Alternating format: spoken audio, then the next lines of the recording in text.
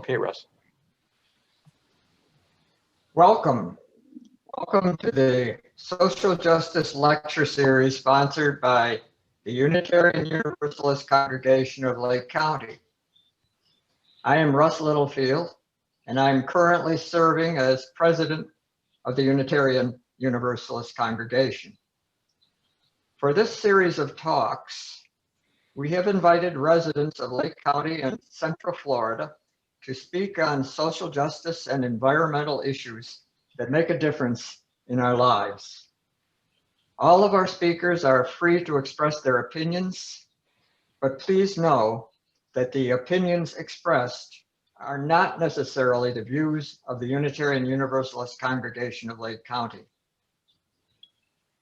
Unitarian Universalism has a long history of working for social and environmental justice everywhere in the world.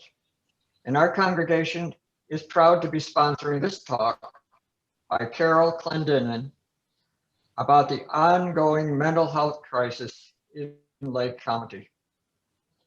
Before we welcome her, however, I want to turn this over to Val Rosado, who is a member of our Unitarian Universalist technical team, who will tell you a little more about how you can participate in tonight's lecture. Hi, welcome to all of you who may be new to Zoom. If you are familiar with Zoom, you know that you have some participant controls somewhere on your screen. It depends on what type of device you're using, whether it's a computer, a tablet, or a phone. But usually either on the bottom, the top, or the right side, there will be some controls, one of which is chat.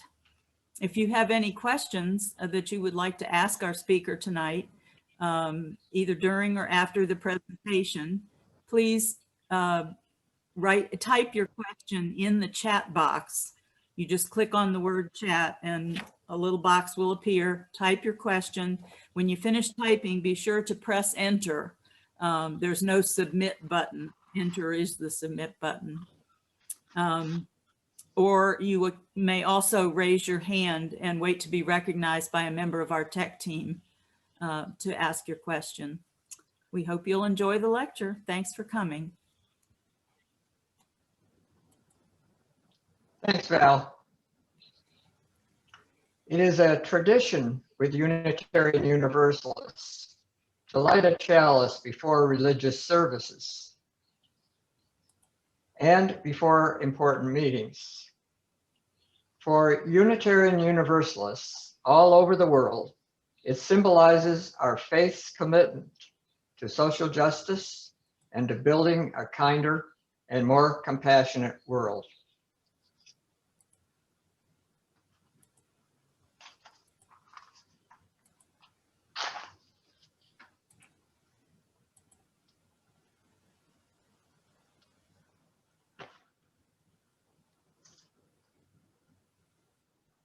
Tonight, our speaker is Carol Clendinen. Carol is a registered nurse. She is a licensed mental health counselor and worked as a psychotherapist for LifeStream Behavioral Center. She is also a certified addiction specialist. Carol is one of those people who cares about her community. She has worked as Community Development Director for Hospice, and she has served seniors as a member of the Lake County Elders Affairs Council. Among her awards are being named the Orlando Sentinel Citizen of the Year. She was Florida Nurses Association Nurse of the Year and the Florida Alcohol and Drug Abuse Association's Professional of the Year. She also has been recognized by the state for her role in creating the People's Medical College at Lake Sumter's State College. Tonight, she will be speaking about Lake County's ongoing mental health challenges, and I wouldn't be surprised if one of them might be the COVID-19 pandemic that all of us are facing now. Carol? Hi. Thank you for that introduction, and what a worthy cause to make the world a better place in so many ways. And I am going to stay with the whole issue of mental health and substance abuse and the depression and anxiety that goes along with our current situation, because it's not just the pandemic that we're struggling with. We're struggling with the whole election, the political, the racial tensions, and along with. So obviously, all of that kind of compounds into a very delicate situation when you come across people that are already emotionally compromised. So what I did, and it was interesting because I learned a lot myself that I didn't know that was going on, because I do a lot of volunteer work here in my community, trying to keep people in their homes safe and happy. But I kind of stretched my boundaries and came up with, like, how does the crisis that we're going through with this pandemic affect those people who have mental health problems? So I'm going to sort of divide this into sections. And my first place to look for what is happening in mental health is with our kids. And our children obviously are suffering because of the social isolation. And that's probably the big one throughout, but especially with the young people who have been stuck at home, parents stuck at home, lack of jobs. So there's been a real increase in those young people that are really struggling. In fact, I just read I'm not sure what magazine, that actually there's more people since July, more high school kids since July, dying from drug overdose and from suicide than there are from the pandemic. So I did talk to some teachers, because I was just trying to figure out for myself, how do you do virtual teaching? And now they have a classroom. So some of the teachers are very compromised between trying to teach the kids that are in the class and also manage kids that are not attending class and they're virtual. Plus the whole safety issue of trying to keep little kids apart and not sharing. So that our education, those people that are really attempting to educate our children, they have major compromise struggles that's going on right now, because it's just not the norm, obviously. So I did talk to them. And then the next thing that I'm going to bring up, because this is a biggie, and it was never a mental health crisis in Lake County before, because I've been on the Elder Affairs Board, as was mentioned, for 15 years, since it started. We used to have the Children's Advisory Council that dealt with young people and their problems. But then we figured that as elderly as this population is, we really need to have a board that addresses what's happening with our seniors. So the people who used to come regularly to meetings are from all the different agencies that serve seniors. So we had a board of maybe 10, and we'd probably get used to be 20, 25 people from different agencies. We used it for networking. We used it to communicate what was going on in different departments and different agencies. So we finally met again this month, which was the first time we've met since March, in terms of actually the group coming together at the Ag Center. And those meetings are open to anyone, to the public, but we met at the Ag Center so we could meet in there. They have a big hall so we could stay separated. And the meeting only focused on what's happening in the nursing homes and the assisted living. And that is a biggie in Lake County, and something that we've never had to address. Because what happened when they started shutting down the nursing homes and the assisted living is that the families could no longer visit grandma or grandpa or even mom or dad. So these people that were used to having at least dropping in, bringing them a hamburger, having some social exchange, which is vitally important to seniors who are day in and day out with the same thing, the same schedule, and then someone comes and spends time, and it's like a lifeline. So what's happened is, and it's all like unpredictable, because they tried to open up, and I have a 97-year-old I look after. First, I couldn't see her at all in the nursing home. She fell. She ended up going there for rehab. but I couldn't see her at all. So I couldn't even comfort her when she was going through all of this anxiety and depression over being out of her home and in a nursing home for physical therapy.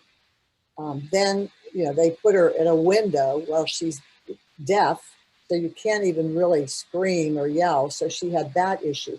And she is she's a retired nurse, extremely social. So you can imagine how sad it is for somebody who's used to neighbors popping in, to all of a sudden be isolated from the people you know and love. And then she was moved to assisted living at Regency Park. And then for the first couple of months, there was no visitation. And then it was like out on a patio, fully garbed with protective gear, and try to have a conversation with her sitting on a patio in 100 degrees weather with a covering. I mean, they put the mask, gloves, which again, this is rare. You get 15 minutes, you make an appointment, but all the facilities, what I learned at this meeting that we chewed on for an hour and a half was all because all the agencies were bringing them in different case scenarios. And what's happening is that there's no consistent rhyme or reason why some completely shut down, some try short visits. And so the next meeting, they have determined that we need to invite the administrators from the different nursing homes and assisted living to our meeting to have some clarity as to why and what.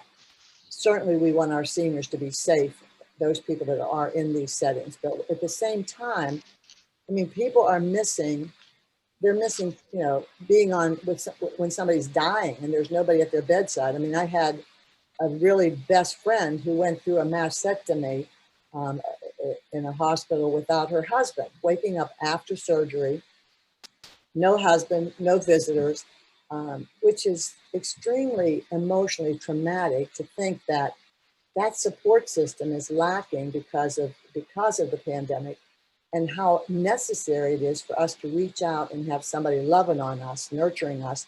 And that is happening over and over. There was that case where the lady actually got a job in the kitchen of where her husband was so that she could at least take his food up and spend some time with him. And again, that isolation factor is huge.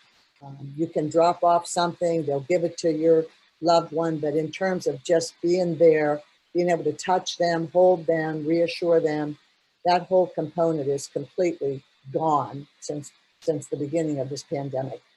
So that's a really important one, is that, so what I would suggest that if you have this situation is that I am trying to have my friends and family mail cards, send something through the mail so that when they get mail, even if it's just, how are you, thinking of you, so forth, that there is an attempt to let them know that they're being cared for. Even dropping off a floral bouquet at the different agencies, and saying, we're thinking about you. Or we're thinking about the staff, because that's the other issue, is the healthcare workers that are putting themselves in harm's way. Because I do have nurse friends, I have people who work in these facilities, and they go to work every day feeling very anxious about the situation. Everyone's trying to stay safe, but at the same time, there's not that camaraderie and that ability to support one another, because you just can't do it. So that's a really emotional drain, along with the fear of the physical ailment, but the emotional drain is really quite serious. Fortunately, we have not had the mortality rate here in Lake County that other places have had. So our hospitals are still managing as far as those that are being admitted.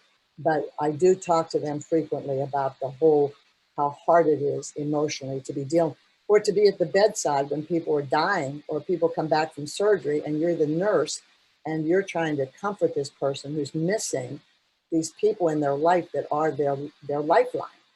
So that's another area. So we have the teachers, we have the healthcare workers, we have all of these different seniors that are in a place where they definitely need to see and socialize with their loved ones. And then I happen to know the mental health counselor who works at the jail, because I was curious as to how because of the situation, not just the pandemic, but add everything to that, how the prisoners were, what was happening in our Lake County jails. And it turns out we had a nice conversation, because what he emphasized, which I never thought about, is that they have to put the prisoner in quarantine for 14 days. He said they're trying to lessen it to 10 days, but that means when a new prisoner comes in, they automatically are quarantined by themselves for 14 days. They're in isolation. So part of when they are in prison is that they join the community. So that means, the meals, the AA meetings, the group therapy, those activities that at least, even if they're in jail, they have that sharing experience. So you take that away from them. And so what they're noticing in the jail is that these prisoners are acting out to simply see someone. Like they're sick, so they want to see a nurse, or they're suicidal, so they want to see the mental health counselor. So they're acting out for attention seeking, because I personally cannot imagine, if you put me in isolation for 2 weeks, what would happen, just to be stuck. And so that's happening at the Lake County Jail, and there's not anything that you can do to help there, because they are short-staffed, and the department, the sheriff's department, has lost several of their jail employees to COVID.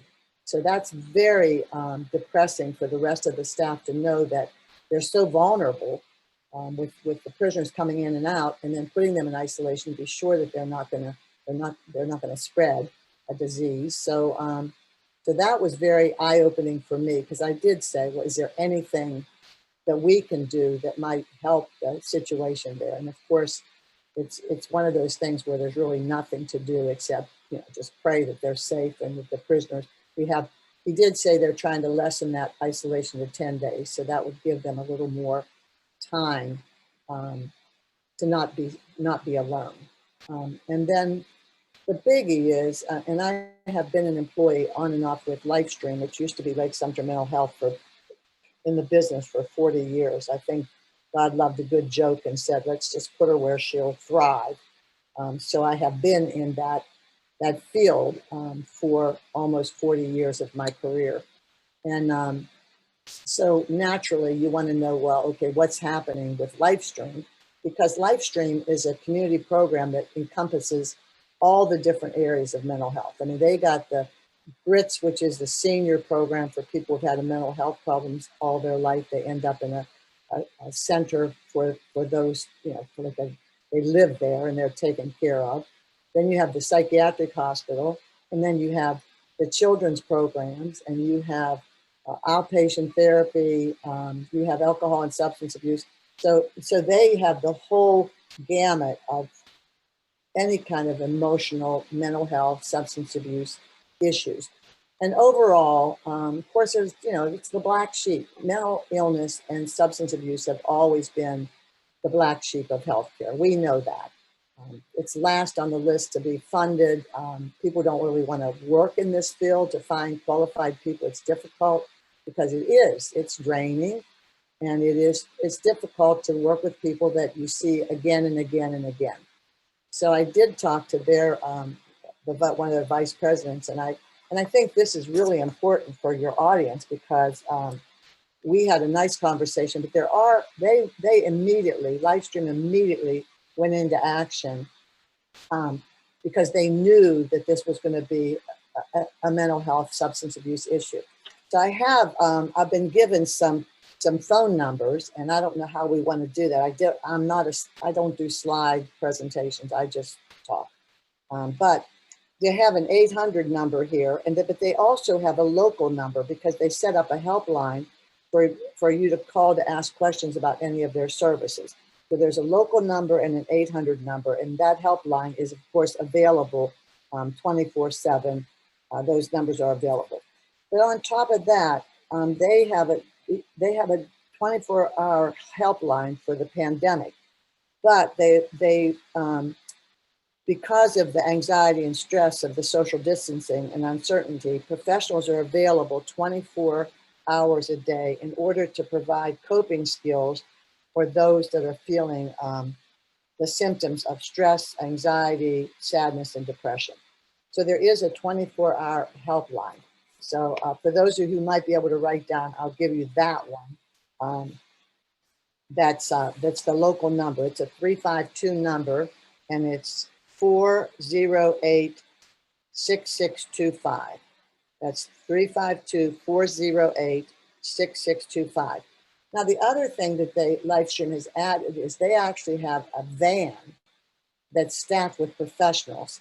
And if somebody is actually suicidal or someone is in desperate need, that van actually will be discharged to that person in crisis to see what they might be able to help them with, which is really above and beyond, but trying to like stop behaviors that would cause hospitalization or suicide before it gets too bad. One of the things we always notice is that it's hard for the sheriff's department when they're picking up people that are suffering from mental illness to really decipher between what is mental illness and what was acting out behavior. So if you have a professional, and a lot of these individuals that get into trouble have already been into trouble. They're already known to the system, to have bipolar or schizophrenia or things like that. But they, just the numbers of increase, this was from LifeStream, they have had a marked increase in the number of Baker Act admissions with a census of 845 as of April, and then 1,130 for August. So they've had an increase and only from April till August of 34% admissions to the hospital. So what happens is the hospital ends up without any beds. So that if somebody ends up coming into the ERs, which already have enough work to do, and it is a mental health patient who has some kind of acting out behavior, and they have to be medically screened, of course, before they go into LifeStream. They have to be medically cleared. What's happening is that's causing the ERs a problem because there's no beds at LifeStream, which is the only psychiatric receiving crisis facility in, I believe, Marion, Lake, and Sumter. So that's a lot of coverage for a lot of people who need help. So it really is a crisis, and there are only so many professionals who really are able or willing to work with people who are struggling. So I think that one of the things that I've learned is that those of us that are healthy enough, emotionally, physically, spiritually, that this is the time whenever we really do need to find where are those pockets of problems that we can somehow intervene, make a difference, offer some kind of support, some kind of nurturing, because they're all over. They really are all over. They're in your community. They're in your faith, your worship centers. They're in especially in your neighborhood. Here in my neighborhood, I get calls all the time from people who live alone, and they used to have, where I live, they used to have, different activities like bingo. Let's say bingo. Bingo is a biggie in a retirement community, but they don't have bingo anymore. So those activities that the seniors here look forward to, whether it's they have one night where everybody plays games, and there's so many, the outdoor activity, they do Wii bowling, things like that. Well, they can't do it because those activities are now, off limits until things change. They're trying to little by little open up some of the things that will get people out of the house, and we're doing a better job of monitoring. But those, I think overall, we just need to understand how lonely and needy people are that don't have a good support system that they can connect to. And that's the big key, is connecting, because it's really difficult when you don't have that kind of support in a time that's just chaos for so many people. So, but those are the different areas that I see. And I don't know whether people have some questions about that, but I tried to cover those areas most affected. I mean, everyone is affected. It's not a few of us. Everyone is affected. But the really difficult places are the psych hospitals, are the jail, are the hospitals, nursing homes, assisted living, are very, very affected by what's happening with this pandemic, because a lot of them are not even affected that much by the political scene and what's happening racially, but they are affected by the fact that they can get sick and they won't recover, and nobody wants that to happen. So that's an overview. So if you have any questions, I'd be happy to entertain them. Sure. Thanks, Carol. I'm going to turn the questioning over to Kristen Hughes, who is just the best at picking up questions that may have been submitted that people now want to ask. Okay. So, Kristen? Thank you, Russ. I'm watching the entire meeting and all the screen images. So if anybody would like to ask a question, just wave your hand and we'll let you know and get you unmuted so you can call. Diane Carlin, go ahead and unmute yourself and ask your question. What I've wanted to know is, I feel like there has been a lot of subversion about the number of nursing home deaths, county by county, as well as this state. And I'm assuming it came from the governor not to release that data. Sometimes they'll show how many people go to the hospital, but you'll see 8 deaths and most of them are over 70. And, I don't know if those people were in nursing homes or they caught it going out to dinner or what, but it seems to me like we need more knowledge about how this is still happening. This has been 8 months. And if people in nursing homes are still dying of COVID with all these very strict rules, I'm thinking something is really wrong. So I'd like to know our speaker's opinion on, number one, staff compliance with COVID type technique, patients, if they are with each other, wearing masks, and even testing as far as employees go and patients, because there has just been no information in the media about this.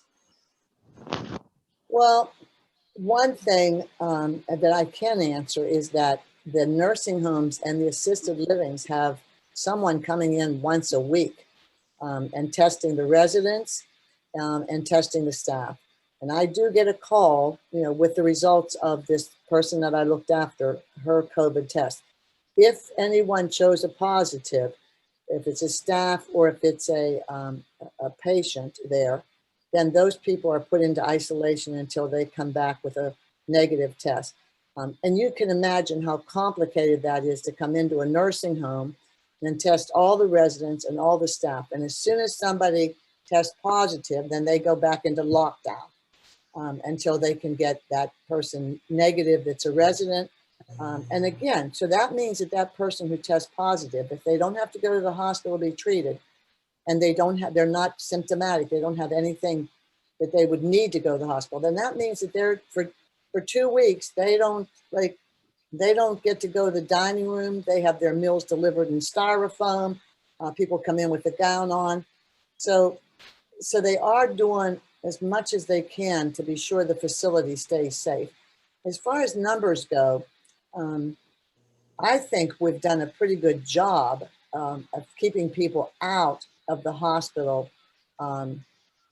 So far, I haven't seen that in the nursing homes that I'm aware of in terms of an outbreak. I think that what we see is that if a person's already vulnerable and has already a life-threatening situation, and what I am hearing is that if the person has COVID that they are not listed as congestive heart failure, cancer, whatever. Actually, COVID is put on as the cause of death, when a lot of times it may have complicated a situation, but it's not actually the cause.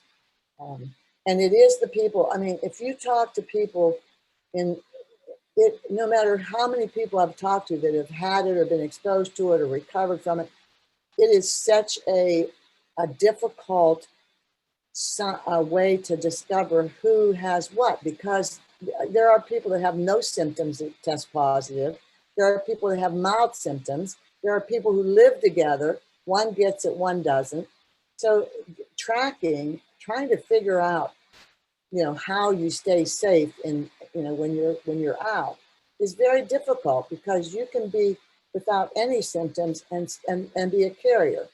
And then one day you may be negative and the next day you may be positive, but unless you're being tested every time you go out of the house or you're around other people, you never know. But they are not breaking it down. I get every day the amount of deaths in Lake County from the health department, but they don't break it down into, are these nursing homes, are these young people? We do know that the young people obviously survive, over 95-6%. There's a large number of young people get over it. It's like the flu. They may lose their sense of taste. They may have flu-like symptoms, but then they're fine. Because can I ask a question though? I mean, I don't, I feel like it's being hidden from us, because, well, I would like to know who is looking, who is counting, who is publishing those counts. And as I understood, our governor prohibited it at one point. And so what my sense of it is, now, personally, I kind of think if I got it, I probably wouldn't go to the hospital. I mean, I might die at home, but I don't want to submit myself to that. But I think a person needs to be able to make a choice. And early on in the pandemic, there were states, and I'm not sure if Florida was one of them. I know Michigan was one of them, where the hospitals were becoming so full that when a person came from a nursing home to a hospital and they were diagnosed with COVID, they were told, well, there is care for them someplace. You have to send them back to the nursing home so we can use these beds for someone else. Now, that person that went back to the nursing home, they didn't have an opportunity to have a CPAP machine or a ventilator, or many of them did not even have oxygen and died immediately when they got back. And it's like, nobody is talking about this. And I guess it's just because of the election and all that. But, I think there have been some strong injustices to seniors over this.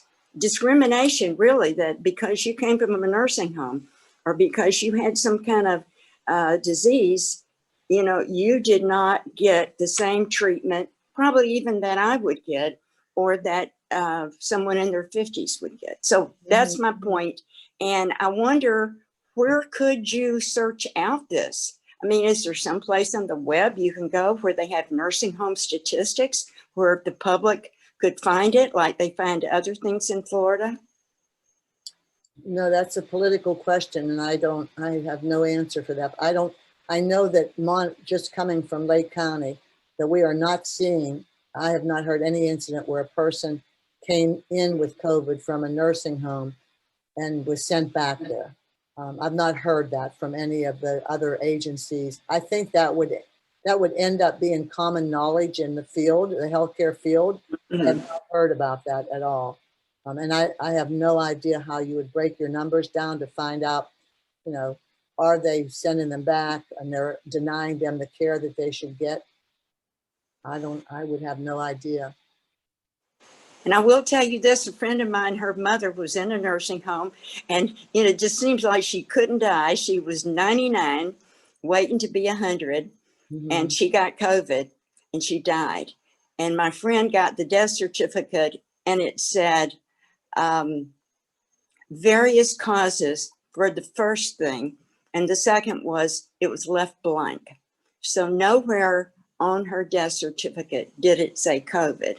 And so we don't really know how often that's happening. You're saying it's not happening, but you know, how would we know that our statistics are even halfway accurate? Yeah, what point I was trying to make is that I have not heard of anybody leaving a nursing home and being brought back with COVID without really being treated there. And like I've had friends that were positive when they went in, and they kept them in isolation till they fixed whatever was wrong, and didn't release them out of the hospital till they had a negative test. So I haven't heard of that discrepancy in care. Okay, maybe that's because we had more hospital beds. You know, we did. Yes. We have Thank- 2 questions in the chat box. One is it true that one has to have insurance to get ongoing treatment at LifeStream?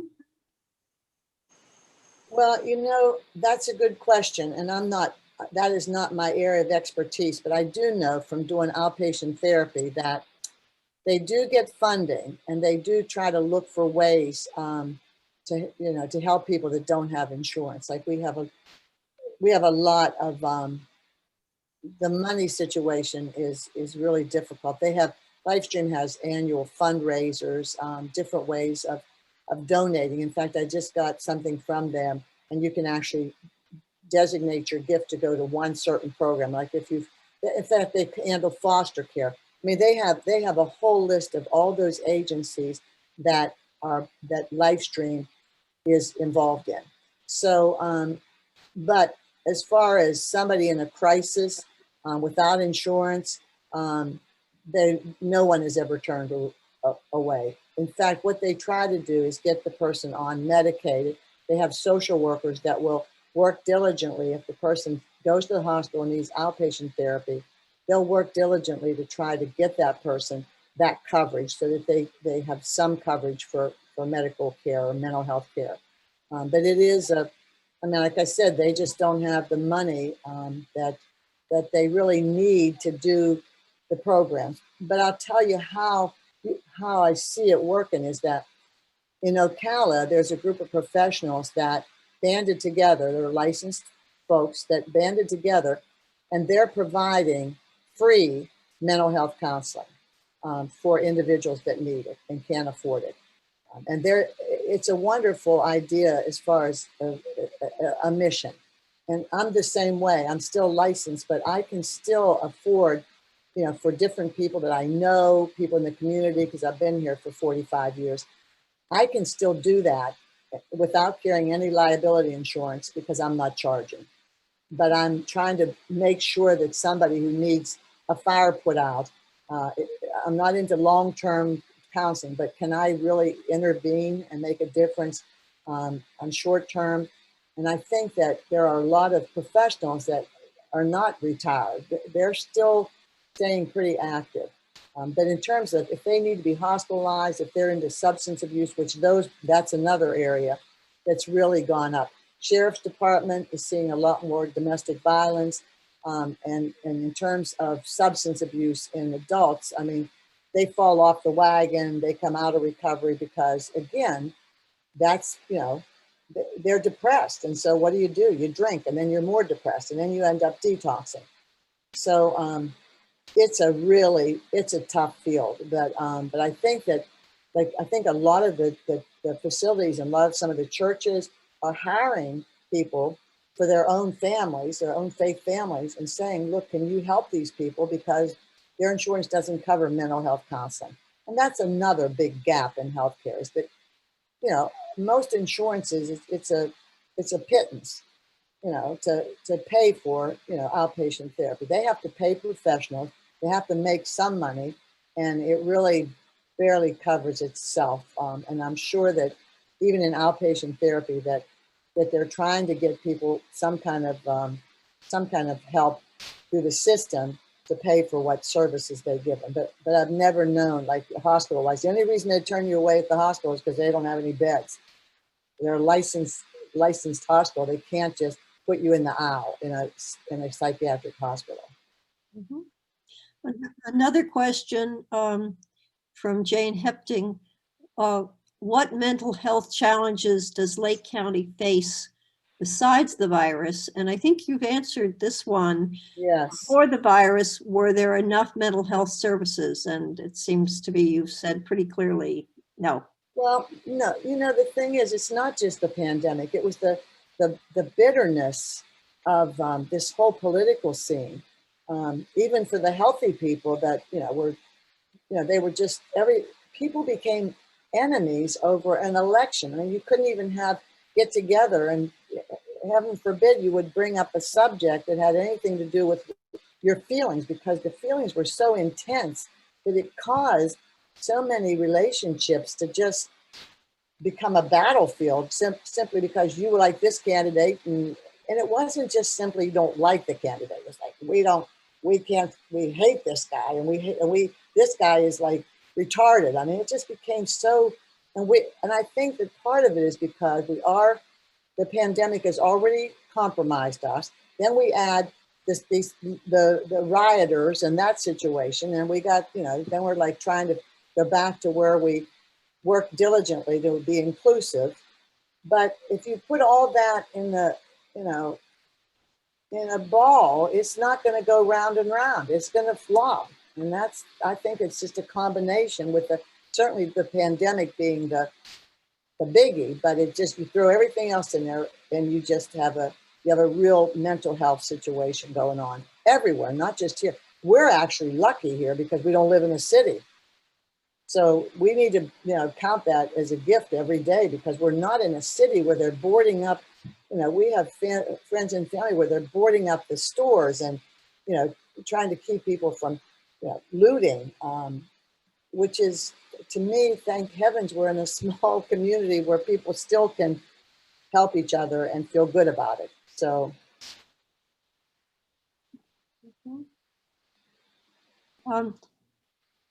Do the Lake County schools have mental health counselors on staff? Yes. Yes, each school should have somebody there. And I remember that was a given. Now, I haven't checked recently, but they always staffed somebody there that would be a counselor at the school to help kids, troubled kids. Mm-hmm. This is more a suggestion, I think, to everyone on the call. Should, quote, we, unquote, consider adopting someone or a group to send thinking of you cards, some sort of reaching out on a regular basis? I think that's a brilliant idea. You know what? I'm a person who's very proactive. If there's a situation where, rather than whining about it and stewing about it and chewing about it, I like to think that let's look for what we can do, what we have to work with. And that's why I said just having my friends and family mail cards to one person in a facility. They're very appreciative. She doesn't even know who these people are, but when I visit her, she says, "Oh, Joan wrote me a note and I got a card." Or, you could think of so many little things. And right now is a great time to be supportive of people you haven't been in touch with, making the calls, emailing, reconnecting, because I think this is a wake-up call in terms of what our priorities are.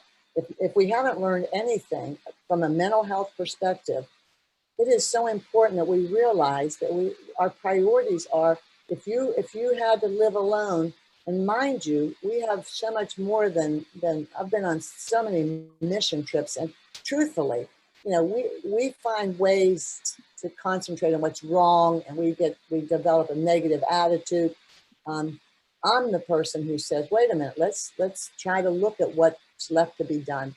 And there are many really neat ways to just, the homeless shelter, for one thing. The open door is also part of LifeStream, where the homeless can come in and they can take a shower, they can do their laundry, they can get on a computer. They now have an address. I don't know how many people know this program. It's in Eustis. It took over one of our old outpatient buildings. They completely remodeled it. So they made a laundry room. They have food available for people to come by. But the big thing is if a homeless person wants to have benefits, they don't have an address, they don't have a phone number, and they give them an address and a phone number. So, and again, a lot of these people have mental health problems. I mean, that's why they're homeless. So this program allows them, affords them some care that people say, what do we need to do to make your life better, even under the worst of circumstances? So it's a great program, and they give them bus tokens. There are ways to reach out, many ways in our community to be creative and innovative in terms of finding ways to just, because depression and anxiety, I mean, it is all around us in so many circumstances. So finding those ways to just make a phone call, send a card, drop off snacks, flowers, something, just to say, I'm thinking about you, because I feel so blessed that I'm able to be the giver to somebody who needs the receiving. Catherine, I noticed that you made a very interesting comment, and I wondered if you wanted to share that with the group concerning the false narrative regarding rioting. Well, I think that's about all I wanted to say. I noticed that Carol had said that there's a lot of people who are feeling extra stressed because of all of the rioting. And those are the instances where there have been protests that have gotten out of hand are very isolated. And it's very disturbing if people are coming into our mental health facilities or our other organizations and claiming that that's the source of their issue. That's probably not a source of issue, but rather some kind of a symptom of their other real issue that they're buying into that. I just couldn't quite let that fly as what people think is their problem. So I'd like to hear other people's opinion on that. Well, Catherine, I just want to second that. I had a similar reaction when I heard the reference to the rioting. I've looked into that issue a little bit, and it really is part of a narrative that's been furthered by a certain news source or quasi-news source nationally. And it's a very small subset of what's going on. It's been well managed by the police and by our law enforcement. On the other side of that is very strong and positive action of nonviolent protest around very legitimate issues. And there's the scope of that is so much larger, that has nothing to do with violence and rioting. It makes it difficult. People have to be intelligent and sort out the source of that information and understand how it's being used and manipulated for the political advantage that it brings. Yeah, and I think a discussion of that is not really the focus of this topic, but just it concerns me if that's what people are feeling. Right. I'm wondering, there's all kinds that's like a really big problem if that's what people are feeling is the source of their need for mental health assistance. Well, unfortunately, if people watch TV, then it looks to them like that could happen anywhere. And it's so, I mean, they play it over and over. So if you already have depression or anxiety, and you're already feeling the pressure of, the pandemic and the political scenario, but then you're also watching and they play those same things, those tapes over and over of those scenes where it seems like they publicize it. And you're right, if you're intelligent enough that you can back off and say, well, how often does this happen? Where does it happen? And what is the political agenda? Unfortunately, mental health patients don't have that kind of wisdom to sort out what's reality and what's really being unfair to the public in terms of what really is going on. Carol? They buy into a lot of that. That's probably, if they just looked into it, that they would see that it's not as prevalent as it looks to be. So, Carol, I wanted to ask you about mental health education in the county, because it seems to me that there's a huge need nationwide in every place I've ever lived to just educate people about mental health, the different kinds of mental health, the ways to help calm down a situation, things not to do because they would inflame.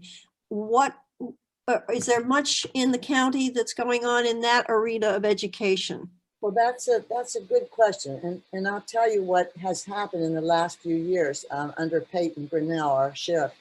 He makes all of his officers go through a training program of how to handle people that they determine could be mentally ill, and everyone has to go through the training. And then a few years ago, Lightstream implemented a program for citizens to go through something similar, to explain the different diagnoses, the different treatment, the different things they're going to see in different situations. And they advertised and advertised it, but you know, they just got a handful of people who really want to know. I think a lot of people they just don't really want to know that those people exist.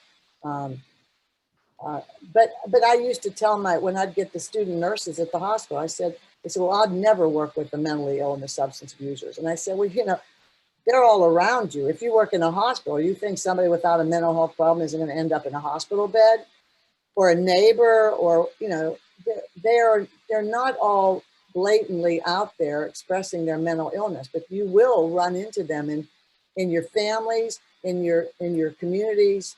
There are people that have depression, anxiety, bipolar. I mean, there are. I said, so it's very worthwhile. And that could be something I could even mention to Lightstream to try it. I don't know if they still do it. I didn't ask about that, but I do think if you want to be well-rounded in terms of knowing what the community needs, that getting an education on mental health problems is really important. I think it's very important. I would think that if Livestream or some other group would do a series of short presentations at local libraries once the libraries. That's a good idea. And it's certainly worth suggesting. Or Zoom programs, and especially since I think people are a bit more aware and willing to think about the issues because they know the problems that COVID has presented. Mm-hmm. Well, I think that's well worth suggesting, that this would be a good time because of, like you said, the increase in, and certainly the increase in their numbers, that having some sort of ongoing educational programs so that people understand the situation would be I think that would be very timely. Yeah. Here's a question from Karen West. Is the North Lake Hospital Board taxing ability an important source of support for mental health issues in North Lake County? You know, I think that they are. They used to be, and I'm not privy to that, but I do know, and this is something that I forgot to mention, that because a lot of our admissions to the hospital are coming from South Lake, that they are going to open up a 20-bed crisis center in the next 3 months. They're going to open a 20-bed crisis stabilization unit in Claremont, because South Lake stats are really a lot of the units admissions are coming out of South Lake. And of course, if you see our hospitals right here in Leesburg, it's right before what is it? Not always, but the big discount store, because they're off of I can't remember the name of the road. No one even really knows it's back there, but it's a huge hospital. There's a children's center back there, but it needs to be expanded to South Lake, because that's a long drive for people in crisis to be brought from South Lake all the way up to Leesburg to be admitted to the hospital. So, but they are going to do that. They're opening up another unit so that they can serve better in that area. I know there are a large number of active substance abuse programs, volunteer programs like AA and NA that are active. And yes, yeah, I'm thinking too of the possibility, approach some of the local papers and TV networks to just publish those resources and let more people know that What's happening? well, but live stream, and that, I think there's also groups for abuse, spousal abuse. Mhm. Oh my word, yes, there's lots of support groups going on. And that's one of the reasons why we do the Elder Affairs Board, is because if you don't know it's available, whatever it is, you don't know there's a 24-hour crisis line that you can call and you can talk to somebody and they will listen and they will try to be supportive to you. If you don't know all these tidbits that will be helpful to you, they're just not, they're underutilized. A lot of things that we do, even for seniors, are way underutilized because nobody knows that there's these programs. And it takes, I mean, we're such folks that are so into the computer, into the phone, the texting, but we forget that most seniors aren't into that. They don't go on the computer and say, oh, what's the best fall button? They don't have that. So they have to depend on us to say, well, what would you recommend to have, like a med alert type button? So communication is essential for any of these issues, is that we know who's available, where are they, how do they help? So I think programs like this, with the folks that are interested enough to participate, are valuable, because at least that little bit of information will go out to that person and they'll give it to their circle, and hopefully some of the problems that are ongoing because of communication will be much better. What would be some of the sources for some of the lists of those support organizations? What are the sources? For the lists? Well, I used to cut out for the seniors, for my volunteers here, I used to cut out of the newspaper all the support groups in Lake County, so that if they were seeing somebody that needed a support group. However, here lately, none of them are meeting.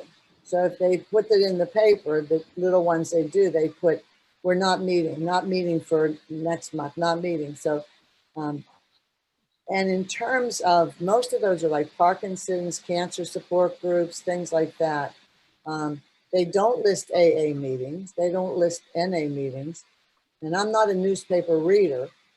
I don't know if I've never seen anything in terms of what is available for people other than the 24-hour crisis line for live stream. And then we do have 9/11. Is it not 9/11, but 2/11? Are you familiar? Because 2/11 will give you all the resources available for that, whatever issue you have. It's not 9/11, it's 2/11. And that's, that way, it's almost like connecting with United Way and those resources, so that if you have a question, it's not emergency, that you can ask a question and they can advise you of what's available. Very good. Lois, I see that Lois has her hand up. Lois Sanford, if you'd unmute. Try again, Lois. Hit the button. You're not unmuted yet.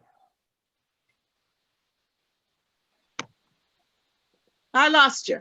There you go. Oh, go ahead. I lost. Yeah, I can't see anybody anymore, but you can hear me. Yes. Yes. Okay.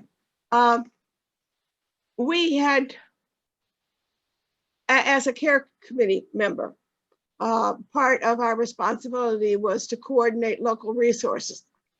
It was a big challenge, but the sheriff's department and the police department were working, and in fact turned over a document that is in file in our church and probably in my file cabinet, that is probably a bare bones and a skeleton, because they were just getting it started. They sent me what they had.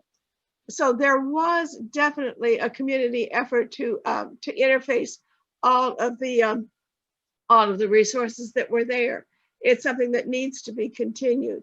And like I said, I'm having a hard time just managing the Zoom. I don't know whether my question got up there or not. if you would please let me know when the meeting is that you had invited anybody to attend. I have several issues. People in my congregation know how involved I have been with mental health and with trauma and horror. I'm not going to take our time now to do that, but there has been professionals within my family that have done remarkable work. And I would like to be able to have a community here to share that with. Is there people, a meeting? How do I make that contact? I don't know. I don't know of any such meeting that you're talking about. The one you were mentioning of that met at the Ag Center? Oh, the seniors. That's all seniors. That's all seniors. Yes, That- that's all the programs available for seniors in Lake County is once a month at the Ag Center, and the public can come. And what it is it's a dissemination of information on who's doing what in the community, what the services are, what's, you know, but that's strictly dealing with seniors. It's not focusing so much on, well, it does focus on the loneliness of seniors and their particular needs because of the loneliness. So I guess that would be a mental health situation. But I think perhaps somewhere we need to have a broader net. I went to the police department last week and I had asked if there was a support group for first responders who have lost people. And they said, oh, we have a chaplain. Here's his phone number. I said, no, I'm really not looking for that. Is there not something like the Blue Line, like the Valdosta programs? He says, I don't know what you're talking about. And that's a shame. That should be very active, at least within the 3 counties. And when this young man said, no, we just have a chaplain and he's a pretty good guy. Thank you for sharing. When the Marjorie Stoneman Douglas horror took place, I was very concerned about how that was being managed. I was very personally involved with some of that. And when I moved up here, I went and talked to the school board and asked them how they were going to manage that. Should anything like that happen here? And there was a lot of discussion, and the end of the result was I asked for their budget for the next year. And in that budget, there was a lot of mental health money and professional salary money. Now that the schools are closed or partially opened, I'm wondering what has become of all of that money. Is there any kind of an audit? Is anybody taking a look at what the school board's spending that money for?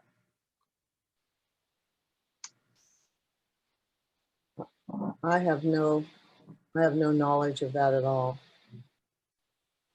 So I think these are very good and honest and sincere kinds of questions. I can't imagine I'm the only one in 3 counties that's asking them. If I wanted that directed, then who politically in Lake County would I direct those concerns to? well, you have a school board here, and all the school board members would be more than willing, if you contact them, to let you know that particular concern.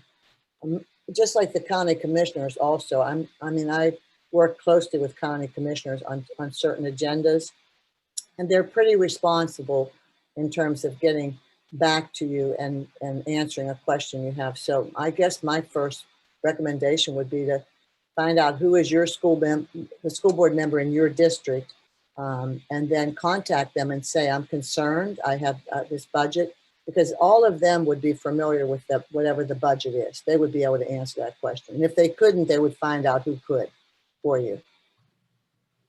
Thank you for your time. Catherine just posted an online chat with a link to the county agencies. So anybody who's interested in reaching out further to the county, take a look at the chat window and go ahead and click on the link or write it down for your future use. Thank you, Catherine. Well, we're after 8 o'clock. Is there anybody else with a burning question that they have for our speaker? Carol's been amazing tonight. Thank you, Carol, for sharing your experience and your knowledge. Russ, I guess we can turn it back over to you if you'd like to close out the evening. You bet. Thanks, Kristen.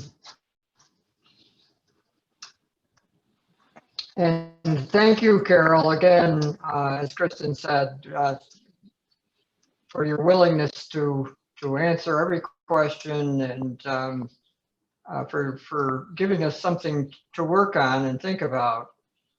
I think it's likely that a lot of us probably haven't given a lot of thought to some of these issues.